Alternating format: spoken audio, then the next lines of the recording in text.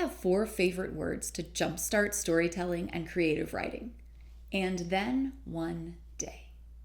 Yours may be once upon a time, or it was a dark and stormy night.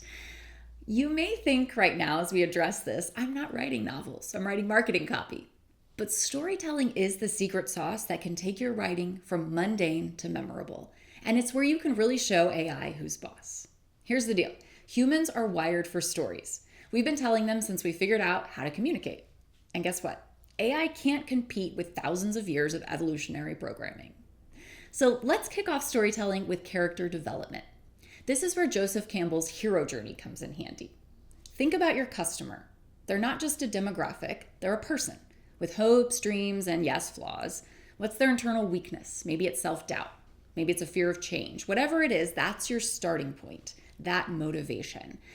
You can leverage Donald Miller's story brand concepts and frameworks here, but I want to get a little bit more meta with this. So that's why I'm going into the hero's journey and being a little bit more conceptual about our approach to storytelling.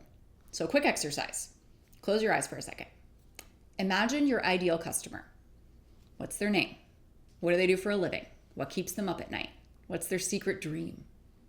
Open your eyes and write that down. That's a character.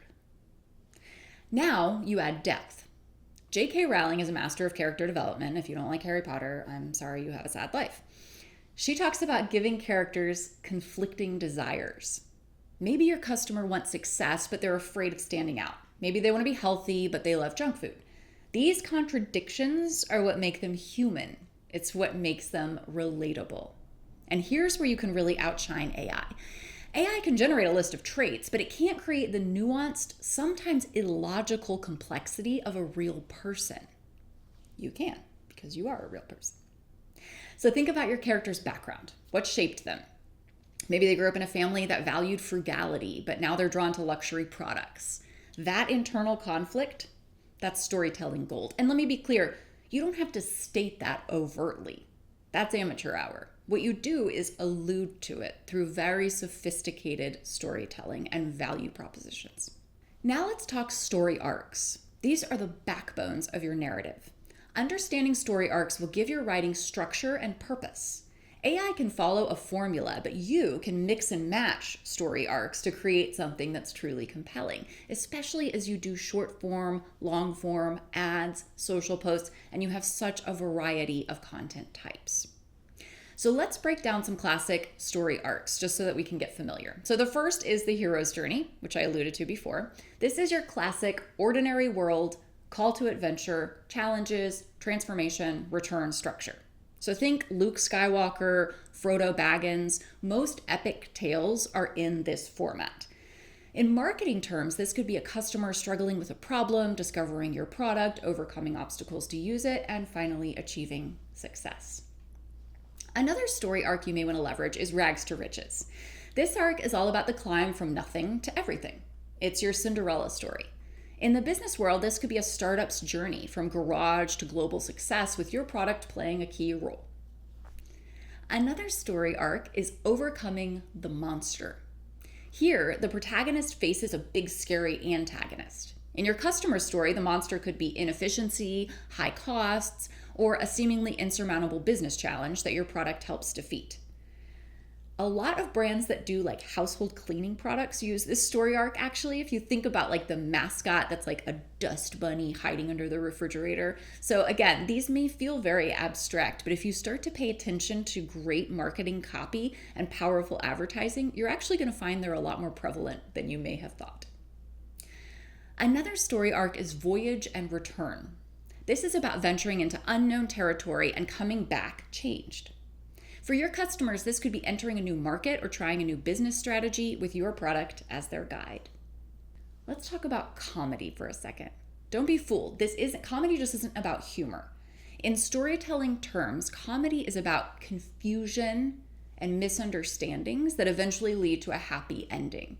So this could work great for products that solve complex problems or clear up industry confusion.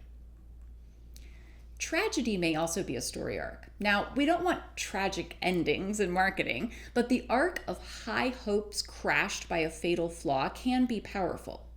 We call this FUD in marketing, fear, uncertainty, and doubt. Maybe your customer's tragic flaw was not using your product sooner. Don't be too histrionic, but you can play with that theme a little bit.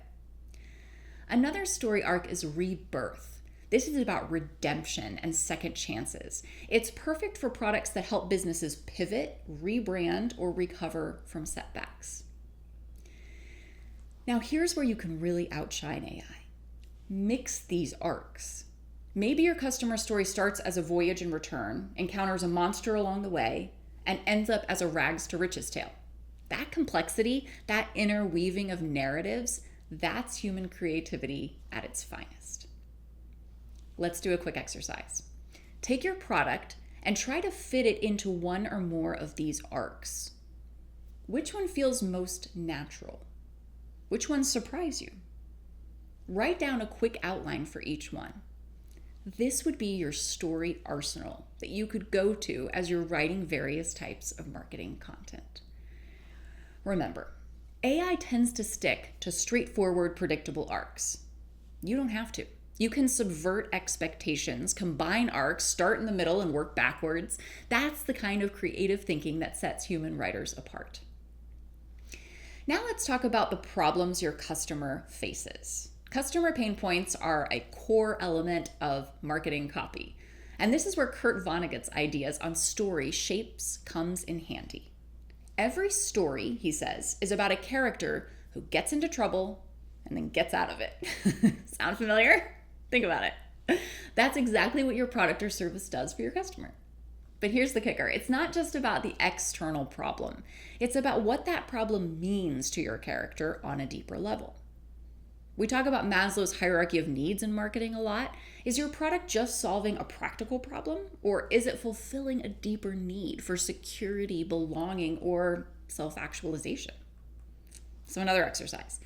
Think about your product or service. Now, instead of listing its features, think about how it makes your customer feel. Does it make them feel safe, respected, empowered? Write that down. That's the emotional core of your story. Now, stories come to life through dialogue. This is where David Mamet's ideas on purposeful dialogue are something I go to a lot. In real life, people ramble. In good writing, every word counts. So here's a quick example. Let's say you're selling a productivity app. Bad dialogue might go like this. The customer says, "Hi, I'm interested in your app." The salesperson says, "Great. Our app has many features that can help you be more productive." Boring, right? Now, let's try it out with some Mamet-style tension.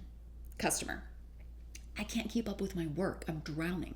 Salesperson: "Drowning? Sounds like you need a lifeline." Customer: "What I need is a miracle."